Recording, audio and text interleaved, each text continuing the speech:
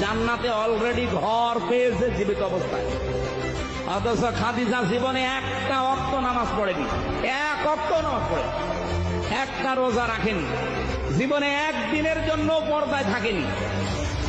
বলেন, তার পুরা জীবন আমি পড়ে দেখেছি, জীবনে কোনোদিন তিনি পর্দায় ছিলেন না।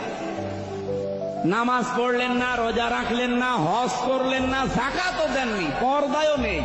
অথচ আল্লাহ সালাম দিয়েছে, জান্নাতে ঘর বানিয়ে পাঠিয়েছে। তার এমন মন্তব্যের জন্য ধর্মপ্রাণ মুসলমান সমাজ তার দৃষ্টান্তমূলক। এখানে জামাত ইসলামকে মুসলমান ভাবলে হবে না। মুসলমান, হিন্দু, বৌদ্ধ, খ্রিস্টান নিয়েই আজ জামাত ইসলাম। এখানে জামাত ইসলামকে মুসলমান ভাবলে হবে না। মুসলমান, হিন্দু, বৌদ্ধ, খ্রিস্টান নিয়েই আজ জামাত ইসলাম।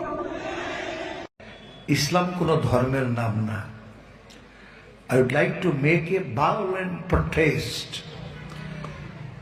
ধর্মধয়ের সঙ্গে দৃঢ় প্রত্যয় যোগে ধারণ করা থেকে, কোন কোন ধর্মগ্রন্থ থেকে, কোন আমল থেকে এটা এসছে, এটা আজকে না। আল্লাহ যদি সংসদে যাওয়ার তৌফিক দেয়, সেদিন অনেক কথাই বলা হবে।